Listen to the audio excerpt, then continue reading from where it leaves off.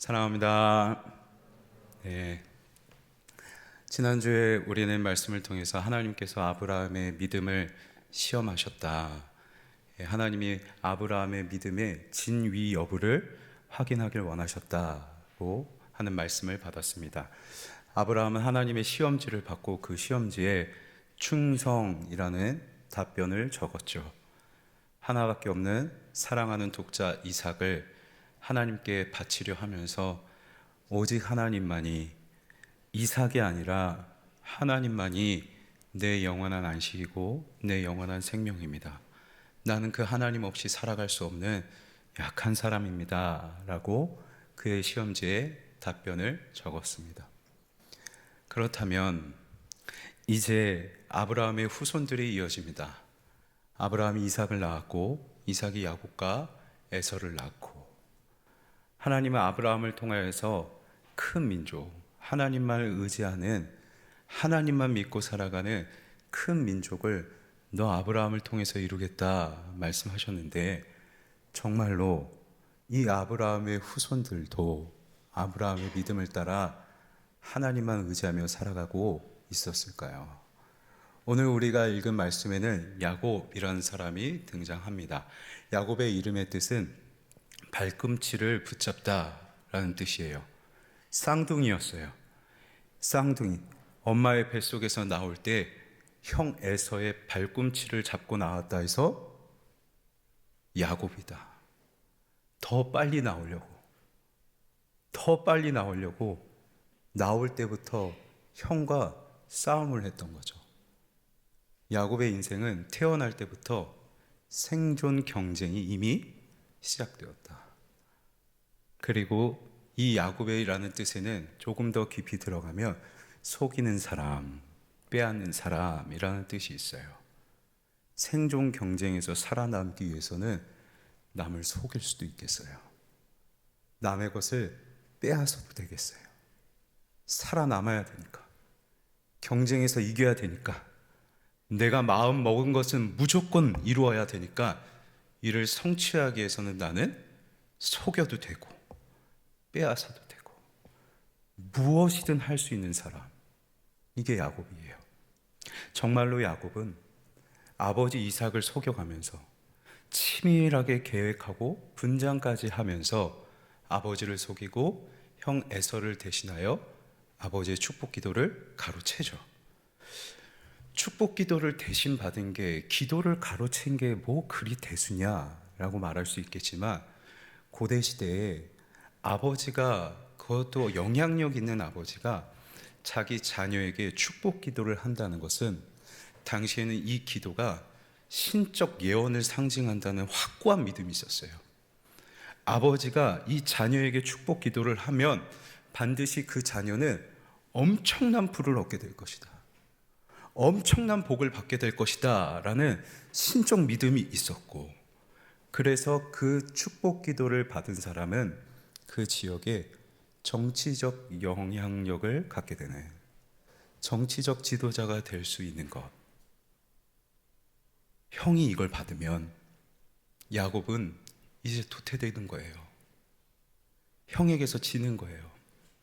내가 저 축복을 받아내야 되는데, 내가 정치적인 영향력이 있어야 되는데, 내가 그래서 형과의 경쟁에서 살아남아야 되는데, 형이 이 축복 기도를 받으면 나는 아무것도 아닌 소멸되어야 하는 존재인 것 같아서, 그래서 형이 받아야 할 기도를 가로채요.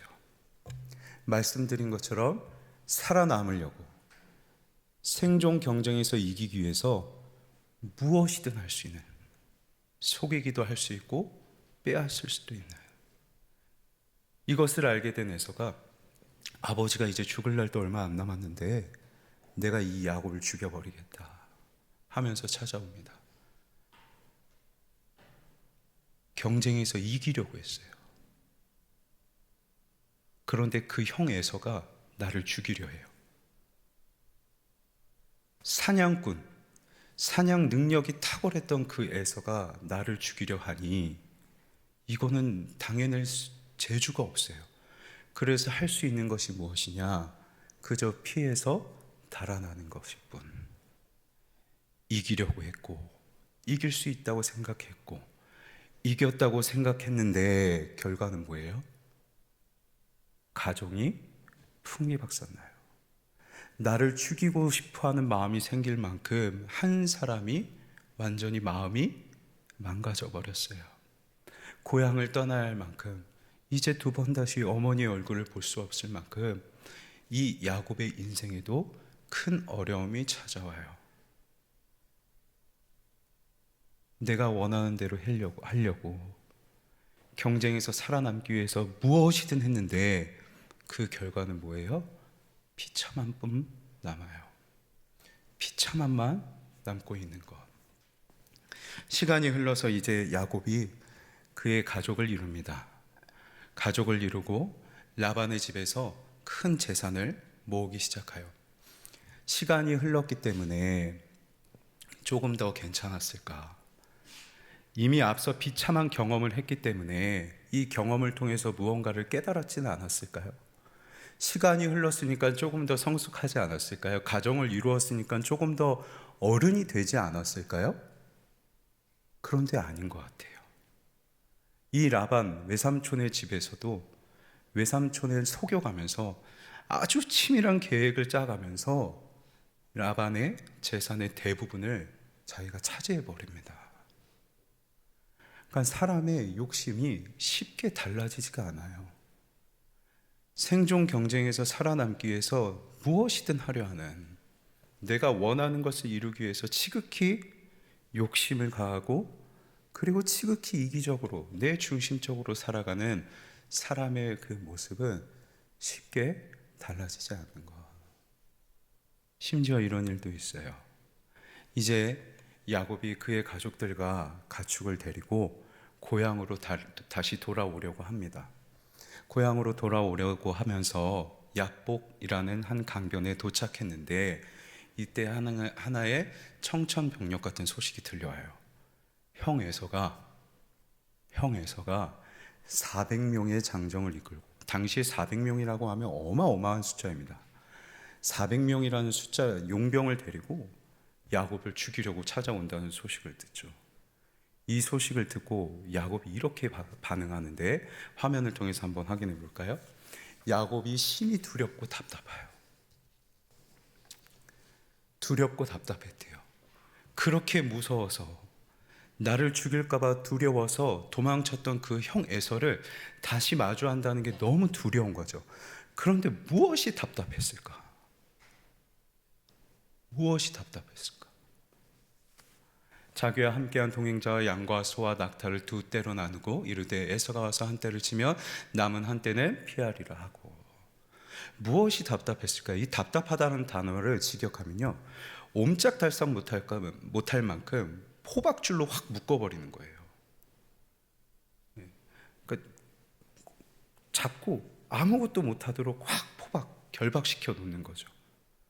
늘 뭔가 나를 옴짝달싹 못하게 하는 꼬리표가 붙는 느낌이랄까요? 이게 답답함이에요. 뭐가 답답했을까?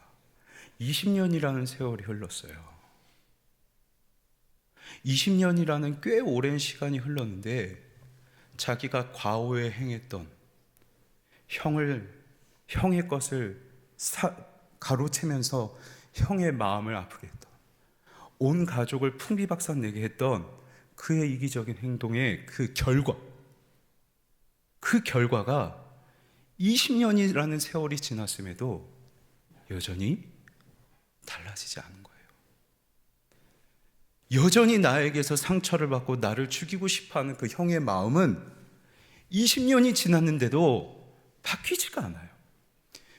꼬리표가 돼서 20년이 지났는데도 나를 꼭 뒤에 달라붙어서 옴짝달싹 못할 만큼 시간이 흘렀는데, 상황이 다 바뀌었는데 왜 나의 과거의 행위는 여전히 나를 달라붙는 건지, 왜 여전히 나에게 따라와서 나를 이렇게 답답하게 하는 건지.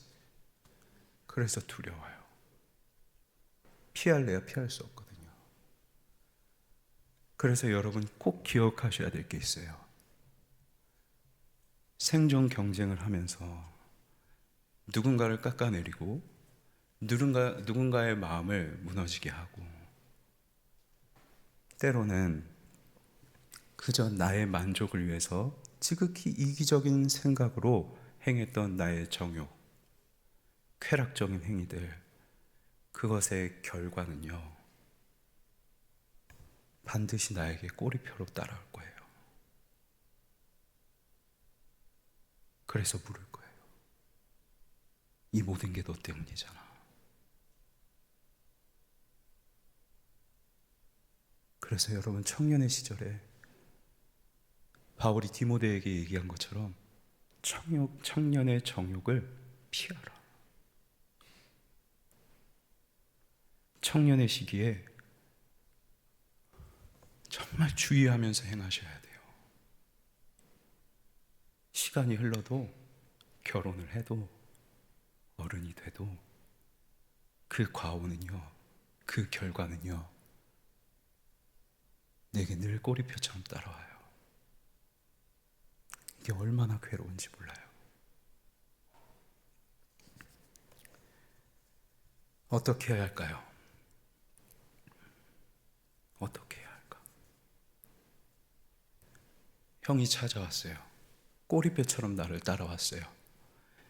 이제라도 깨닫고 형님 앞에 나가서, 형님, 이게 내 잘못 때문입니다.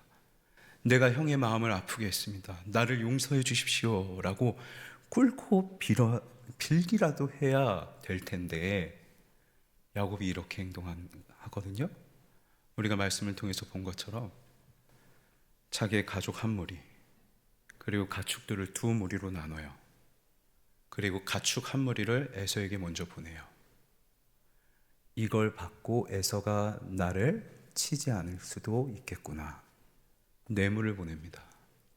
또 한 무리를 보내고, 마지막 그래도 안 되면 자기 가족을 보내려 하는 거죠. 야복강변. 이 야복이라는 뜻은 다 쓸어버린다는 뜻이에요. 그만큼 급류예요, 급류. 거친 물살이 흘러가고 있는데 아무것도 보이지 않는 캄캄한 밤이 되었어요. 그때 어떻게 얼마든지 쓸어 내려갈 수도 있는 그 위험한 야복 강변을 자기 가족들을 건너가게 해요. 그리고 나는 홀로 남아요. 왜 먼저 건너가게 했을까요? 형 에서가 재물을 받고도 마음이 누그러뜨리지 않아서 나를 죽이려고 올 때 이 가족이 내 방패막이가 되어주는 거죠. 형 에서가 내 가족을 죽일 때 그때 나는 얼마든지 도망치려고. 그 비참함을 겪었는데도, 가정이 풀풀이 흩어지는 아픔을 겪었는데도, 내 혈육이 나 때문에 너를 죽이고야 말 거다라고 영원히 망가졌는데도 바뀌지가 않아요. 내가 살아야 되니까, 나를 지켜야 되니까 얼마든지 이기적이고 중심적인 생각으로 내 가족까지도 생사의 길로 내몰 수 있는, 생존 경쟁에서 이기기 위해서 내 가족의 마음을 아프게 할 수 있었고, 생존 경쟁을 위해서 내 가족을 수단으로도 삼을 수 있는 이 야곱의 모습. 비참함이 와도, 두려움이 와도, 고향을 떠나는 아픔이 와도 다 사람의 욕심과 이기심에 잡아먹혀요. 그래서 여러분, 우리는 여기서 늘 나의 본질됨을 생각해야 돼요. 나의 본성을 아셔야 돼요.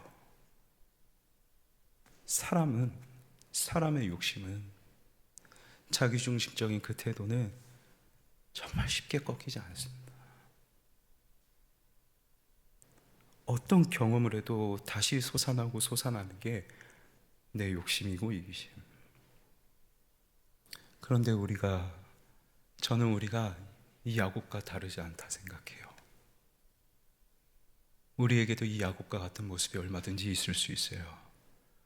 우리 청년들도, 또 저도 생존 경쟁 속에서 살아갑니다. 대학 입시를 위해서 초중고등학교를 경쟁했고, 입시를 경쟁했고, 대학을 들어갔더니 취업을 경쟁해야 되고, 취업을 했더니 결혼이 남아있고, 집이 남아있고 좋은 집을 마련해야 되고 계속해서 우리는 경쟁의 소용돌이 속을 살아가면서 여기서 살아남아야 되는 과제, 과업을 늘 떠안고 살아가요. 야곱과 다르지 않아요. 그런데 이 경쟁은 어디에든 있거든요. 가정에도 있을 수 있어요. 내가 내 형제 자매보다 더 인정을 받아야 되니까 형제의 마음을 아프게 하고 부모님의 억장을 무너뜨리고 친구에게 상처를 주고. 교회에서는 다를까요? 내가 생각하고 있는 내 계획이 옳고 이것을 실현하기 위해서 다른 사람들을 얼마든지 비판할 수 있고 비난할 수 있고 동역하면서도, 동역이라는 허울은 있지만 그 가운데서 내가 더 인정받아야 되는, 경쟁해야 되는, 그래서 서로가 서로를 아프게 하는 이 야곱에게 있는 본성이 얼마든지 우리에게도 있을 수 있어요. 잘 생각해 보세요. 내가 살아야겠다는 이유로 이것뿐일까? 내가 좀 만족해야겠다고, 내가 좀 즐거워야겠다고 서스름 없이 정욕을 따라 행하고 쾌락을 따라 행한 이 일들은, 늘 꼬리표처럼 달라붙을 일들은 어쩌면 우리 모두에게 있을 수 있어요. 정말 어떻게 해야 될까? 분명 야곱은 아브라함의 후손이었잖아요. 아브라함의 믿음을 따라서 살아야 되잖아요. 그런데 지금 아브라함의 믿음이 야곱에게 보입니까? 하나님만을 의지하며 살아갑니까? 아니요. 하나님을 의지하지 않고 치밀한 자기 계획, 어떻게든 내가 원하는 내 욕심을 이루기 위해서 속이고 빼앗는 자기 방법대로 살아가는 게 야곱의 모습. 아브라함의 후손 같지가 않아요. 끝난 걸까요? 아브라함의 계보에서 탈락하는 걸까요? 믿음의 계보에서 탈락하는 걸까요? 여기서 우리는 하나님이 어떤 분이신지를 분명하게 알아야 돼요. 하나님이 이때 야곱을 찾아오세요. 야곱의 내면이, 야곱의 영혼이 가장 밑바닥을 치고 있을 그때, 내 욕심과 이기심이 폭발해서 얼마든지 다른 사람을 수단으로 사용할 수도 있는 그때 하나님이 찾아오세요. 그리고 그와 씨름을 하시죠. 야곱은 이 밤중에 찾아온 사람이 누구인지 정확하게 보이지 않아서였는지 에서라고 생각한 것 같기도 하고, 그리고 에서가 보낸 자객이라고 생각했던 것 같아요. 그래서 이 사람과 막 치열하게 씨름을 해요. 그런데 그 씨름하는 장면을 성경이 이렇게 기록하거든요. 화면을 통해서 한번 확인할까요? 야곱이 홀로 남았더니, 주어와 서술어를 한번 잘 보시면 좋겠어요. 야곱은 남아있고 어떤 사람이 씨름하고 있어요. 그렇죠? 야곱은 남아있고 어떤 사람이 씨름하고 있어요. 누가 씨름을 거는 거예요? 누가 씨름을 거는 거예요? 어떤 사람이 씨름을 거는 거죠. 하나님이 보내신 사람, 다시 말해 하나님이 홀로 남아있는, 이기심이 폭발한 채 그냥 홀로 남아있는, 머물러 있는 그 야곱을 찾아오셔서 야곱에게 하나님이 씨름을 거세요. 하나님이 엎치락뒤치락 하시는 거예요. 똘똘 이기심으로 굳어져 있는 이 사람을 어떻게든 하나님이 다듬어 보시려고, 이 윤종문 목사를 어떻게든 하나님이 다듬으시려고 내 인생에 하나님이 찾아오셔서 저랑 엎치락뒤치락 하는 거죠. 너 이거 꺾어야 된다고, 너 이거 다듬어줘야 된다고. 하나님이 나와 막 부둥키고 씨름하시는 거예요. 나를 그냥 내버려 두시는 게 아니라 어떻게든 너 달라져야 된다고, 어떻게든 이렇게 살아가면 안 된다고 하나님이 나를 막 처절하게 하나님이 나에게 오셔서 씨름을 거시는 거죠. 자기가 야곱을 이기지 못해요. 그런데 이 윤종문 목사의 이기심이, 욕심이 너무 단단한 거예요. 그래서 허벅지 관절을 쳐야 돼요. 허벅지 관절을 치지 않고서는 쉽게 꺾이지 않을 만큼 이 야곱이, 이 윤종문 목사의 이기심이, 욕심이 너무나도 크니까 하나님이 얘와 씨름하시면서 내가 너를 꺾어야 되는데 이렇게라도 해야 되겠다 하시면서 그 야곱의 허벅지 관절을 치시는 것이죠. 야곱의 허벅지 관절이 그 사람과 씨름할 때 어긋났더라. 평생을 야곱은 이제 절룽발이로 살아가야 돼요. 왜 하나님이 허벅지 관절을 치실까요? 잔인하리만큼 왜 하나님이 이 허벅지의 관절을 치시고 평생을 절름발이로 살아가게 만드는 것일까? 다음 말씀을 한번 볼까요? 그가 이르되 날이 세려하니 나로 가게 하라. 정확하게 번역하면 손을 뻗어서, 손을 펼쳐서 나를 놔라라는 뜻이에요. 지금 야곱이요, 그 사람과 막 씨름하다가 허벅지의 관절을 부러졌어요. 그래서 더는 씨름하지 못하고 처절하게 이 사람을 매달리고 있는 거죠. 허벅지 관절이 끊어졌을 때, 내 허벅지 관절을 끊을 수 있는 것은, 야곱은 그때 이 사람이 하나님이 보내신 사람이라는 것을 알아요. 그래서 이 사람을 씨름은 못하겠고 더는 싸움은 못하겠고 어떻게든 간절하게 붙잡고 매달리고 있는 거죠. 그래서 나로 가라 하라. 나로 가게 하라. 그러자 야곱이 이르되 당신이 내게 축복하지 아니하면 가게 하지 아니하겠나이다. 하나님이 그의 인생에 찾아오셔서 그의 허벅지의 힘줄까지 끊어내시는데 왜 이렇게까지 하시냐고요? 왜 이렇게까지 평생을 절름발이로 살아가야 할 만큼 우리의 상황을, 우리의 삶을 왜 자꾸 구석으로 모시냐고요? 야곱이 이렇게 고백하잖아요. 자기 지혜로, 자기 힘으로, 자기 술책으로, 치밀한 계획으로 살아갔던 그 야곱의 입술에서 비로소 터져 나오는 말이 뭐예요? 당신이, 하나님이 나를 축복하지 않으시면 내가 보내지 않겠습니다. 하나님이 나를 축복하지 않으시면 난 살아갈 수 없습니다. 자기 힘을 의지했던, 자기 욕망을 따라 살아갔던 그 야곱이 비로소 나는 하나님 의지하며 살아갑니다, 이 첫 걸음을 내딛기 시작하는 거죠.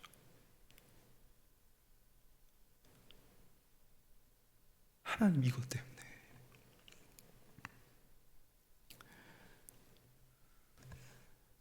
하나님은 얼마든지 우리의 허벅지의 관절을 치실 수 있는 분이세요. 하나님은 얼마든지 우리를 한 구석으로 내모실 수 있는 분이세요. 우리의 인생에 찾아오셔서 저와 여러분과 엎치락 뒤치락 치열하게 씨름하시는 분이세요. 왜? 다듬으시려고. 무엇을요?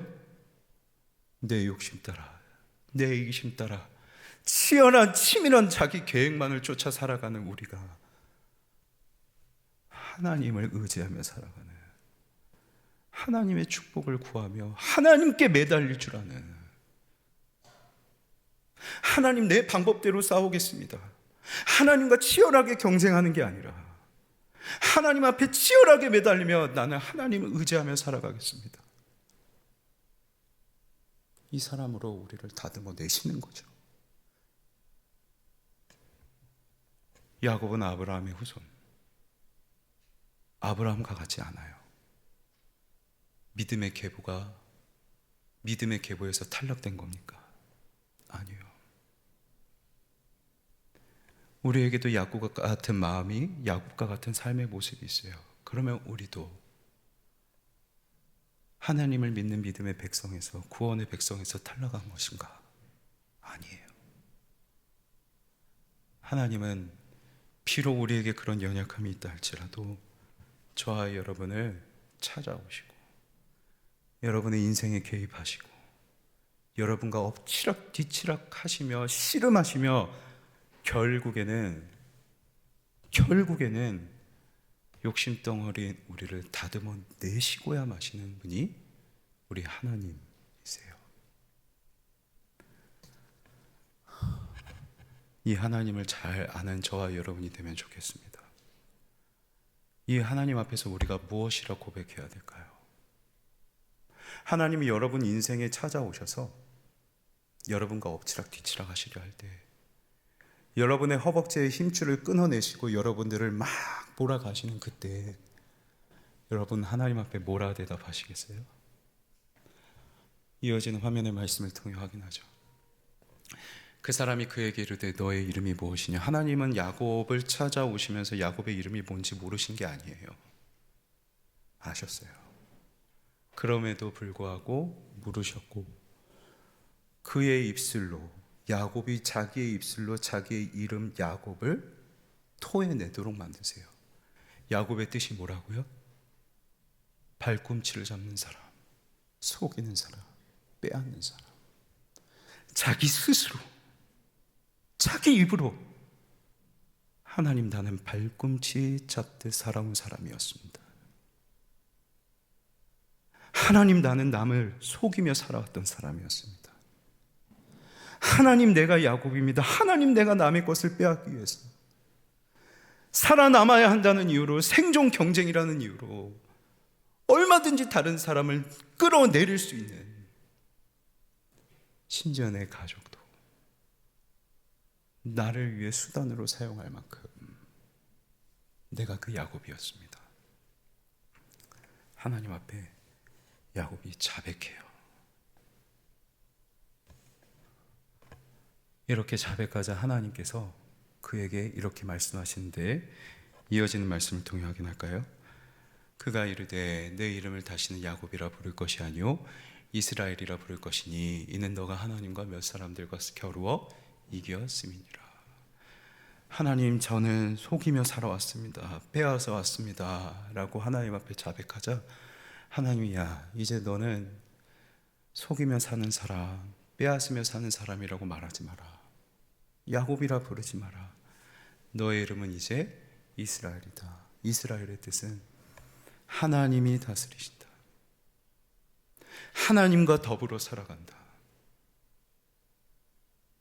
이제 너는 너의 방법을 따라, 너의 욕심을 따라 남을 속이며 살아갔던 사람이 아니라 내가 너의 인생을 다스리고 너는 나와 더불어 살아가는 사람이다. 하나님이 그의 정체성을 바꿔주세요. 사랑하는 청년 여러분, 오늘 말씀 앞에서 여러분들의 내면을, 여러분들의 삶을 한번 잘 돌이켜보면 좋겠어요. 약복강변에 홀로 남았을 때 야곱은, 그리고 하나님께서 그의 이름을 부르셨을 때 야곱은 그의 인생을 한번 돌이켜봤을 거예요.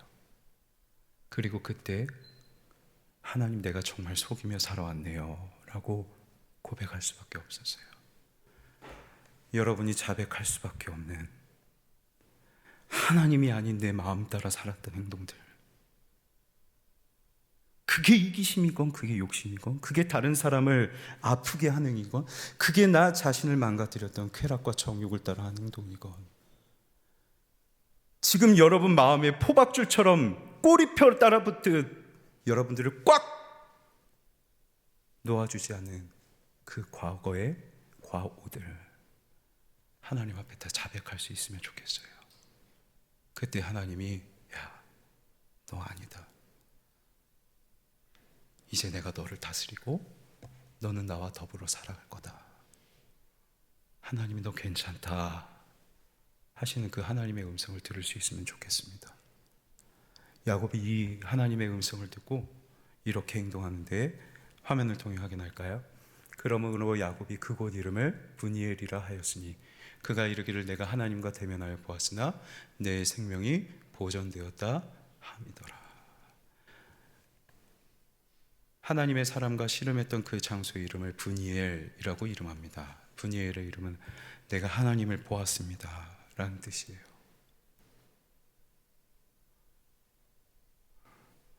하나님을 보니까 욕심 따라 살았던 야곱이 하나님의 다스림을 받는, 하나님과 더불어 살아가는 이스라엘로 변화돼요. 정말 하나님을 본 사람은요, 정말 하나님을 경험한 사람은요, 변화를 사모해요. 정말 하나님을 믿는 사람은요, 정말 하나님 살아계심을 아는 사람, 정말 하나님을 경험하는 사람은요, 내 안에 자백해야 될 것 수백 수십 가지를 하나님 앞에 기꺼이 토로할 줄 알고, 그 앞에서 기꺼이 하나님이 나에게 씨름하시고 나를 변화시켜 주시기를 간구할 줄 알아요.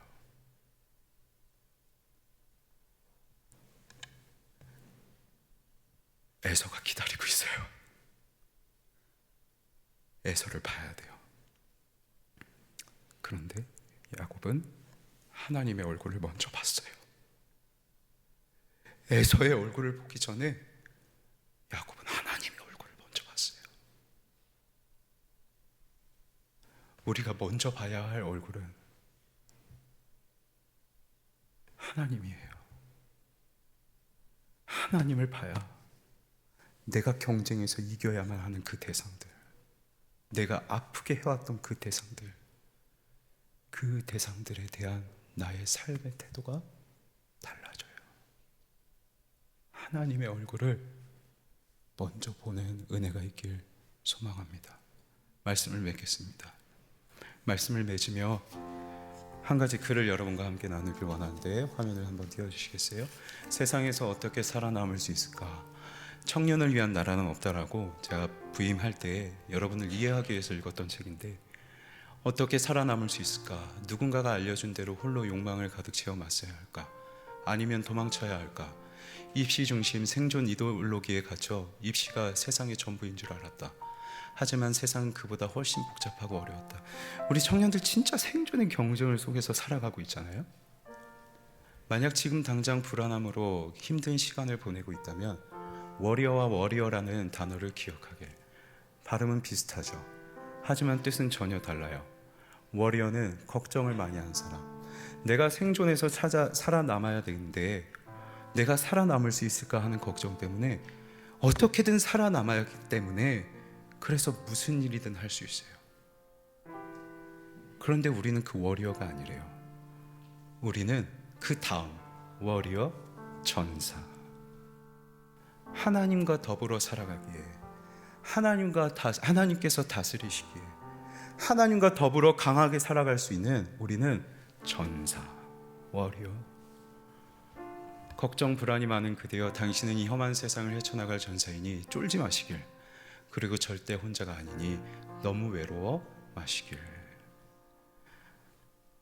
홀로 있는 그 어두컴컴한 밤에 야곱은 에서도 못 알아, 누가 나에게 찾아왔는지 못 알아봤어요. 너무 어두워서. 이게 에서인가? 에서가 보는 자객인가? 몰라봤어요. 그런데 그 어두운 때에 하나님은 야곱을 아시고 야곱을 찾아내셨습니다. 그리고 그 야곱과 함께 하셨습니다. 늘 여러분과 함께 하시는 그 하나님을 의지하면서 내 욕심 따라 살아가는 그런 모습을 조금씩 버릴 줄 아는, 변화되기를 사모하는 우리 청년들이 되길 주님의 이름으로 간절히 소망합니다.